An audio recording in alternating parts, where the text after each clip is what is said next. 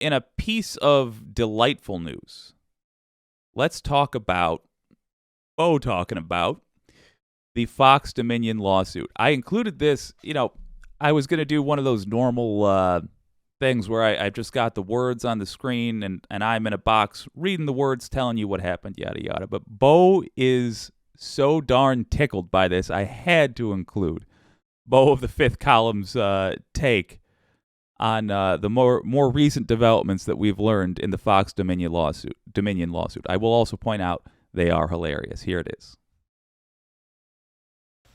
Well, howdy there, Internet people. It's Beau again. Hey, Beau. So today we are going to talk about Fox and Zoom and the New York Times. And I'm going to do something I pretty much never do on this channel. I'm going to give you links to articles. Quite a few, actually. Now, I just want to point out that I have looked at those links, and that is going to be part of this presentation. But your old pal Jake does links every time. Because we have different goals for our channels, but man. In a recent video, I tried to manage expectations and talked about how these cases, like the one that is going forward against Fox, they normally don't win. It's incredibly hard to prove defamation. It's hard to demonstrate what you need to demonstrate to show that a media company has gone that far off the rails. Okay, so the New York Times has reportedly obtained a Zoom call of Fox higher-ups. The call is from November 16th, 2020, according to their reporting. The call itself and the communications that kind of stemmed from that are nothing short of amazing. They are very telling. There's a lot of quotes in it worth reading. I will link the original article and some other summaries of it. It's worth going through, particularly if you ever watch Fox, because this takes you behind the scenes and you get to see some of the things in the decision-making process that generally you might not be able to see. Here is one of the more telling quotes. "Listen, it's one of the sad realities. If we hadn't called Arizona those 3 or 4 days following Election Day, our ratings would have been bigger. The mystery would have still been hanging out there." There was an entire discussion over this. Now, if you don't remember, during the election, Fox called Arizona, correctly, mind you, for Biden. And they did it first. At most news agencies, that's a good thing. Like, that's something you should be proud of. Not just were you right, you were also first. Being right should be most important. It often isn't, depending on the outlet.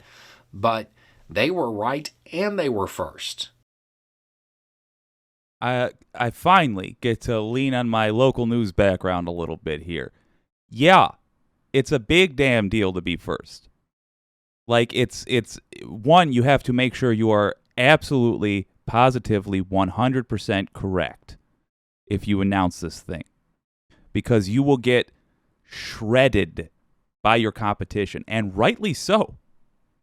If you call it incorrectly, it'll tear you to bits. Why is it important to be first? It means you have the strongest team combing through the data. You have the most knowledgeable folks. You have the most. You got the most reliable news team. It's not necessarily so, but could be luck. Sometimes you refresh the PDF that has the results from a certain county just as they upload it, instead of 2 minutes later or whatever.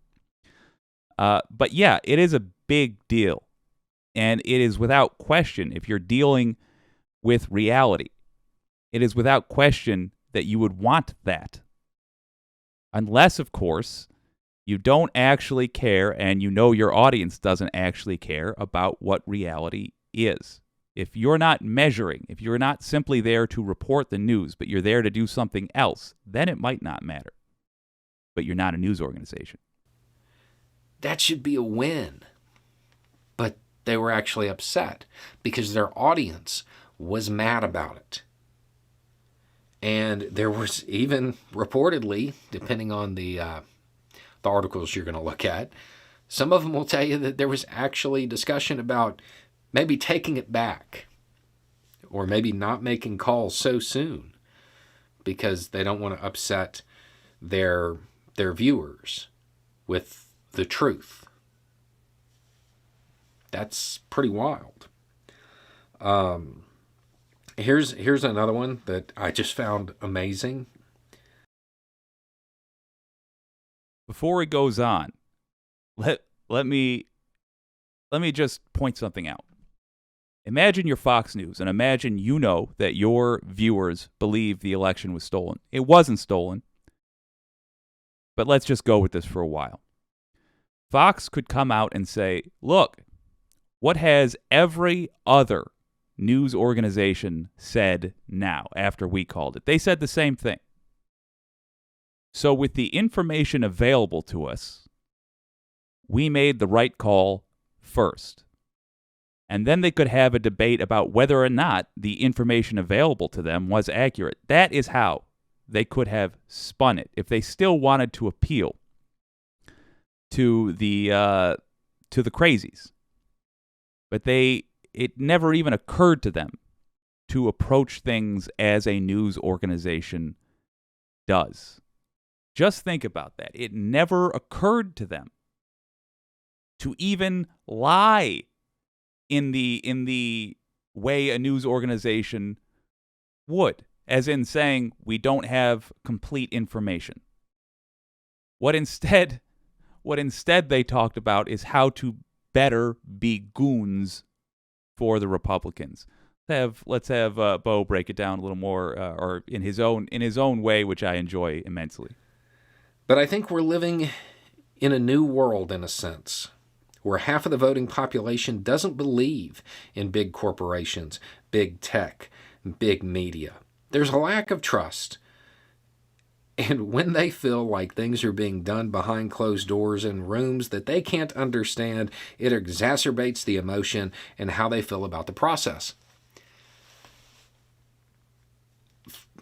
Fox is a big media company. They're a big corporation, and I mean, I don't think they qualify as big tech necessarily, but I mean, 2 out of 3 isn't bad, right? And as a news organization, it would be their job to inform them. But when you look through these conversations, that isn't what I take away from it. That's not what I take away as them believing their mission is. It seems like their mission is more to protect the brand, which is a term that comes up. Again, I don't often do this. There are going to be links down below. Read the articles. If you want to understand the decision-making process and some of the stuff that happened at Fox, it's definitely worth your time. I'll even put some summary videos that go through some of the quotes or something like that down there as well. Well, fortunately, you are on a channel which is going to do that right now, because he is quite correct. It's just a delight. Let's transfer over there. Here's the best article. Of course, it's from Media Matters. Let's have a look at what they say. Ooh, mercy me. Breitbart and Martha MacCallum, the two main anchors, Bret Baier and, I don't know why I said Breitbart. Bret Baier. Test. Okay, good. And Martha MacCallum, the two main anchors, suggested it was not enough to call a state based on numerical calculations. Wild that you would do anything other than that. The standard by which networks have made such a determination for generations, but that viewer reaction should be considered in a Trump environment, Ms. McCallum said. The game is just very, very different. Ms. Scott invited Mr. Bear and Ms. McCallum, the face of the network, as she called them, that Ms. Scott being the head of Fox, to describe the heat they were taking according to the recording reviewed by the Times. We are still getting bombarded, Mr. Bear said. It became really hurtful. Oh. He said projections were not enough to call a state when it would be so sensitive. As in, they don't have the guts to tell the truth to their viewers.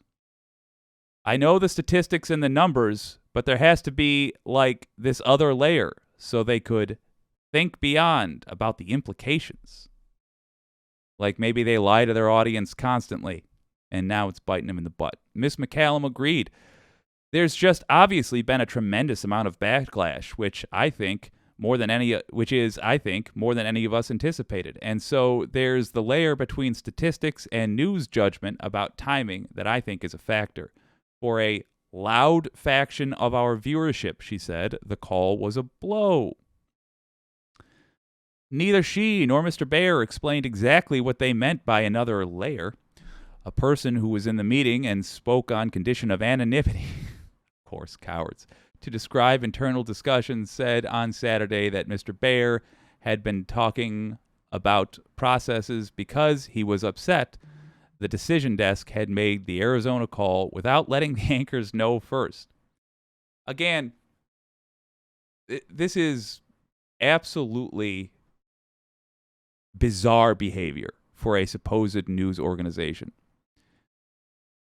Let's just read this other quote. The Trump campaign was really pissed. He wrote in an email to Jay Wallace, the president and executive editor of Fox. The situation is getting uncomfortable, really uncomfortable. I keep having to defend us on air. Think about what he just said. The Trump campaign was really pissed. Why would a news organization care about what the losing candidate's campaign says? They don't. They never have, unless they are Fox, in which case they are just a shill for the GOP. They are a propaganda outlet. They are nothing more. They should not be considered a news organization. Hopefully they won't be.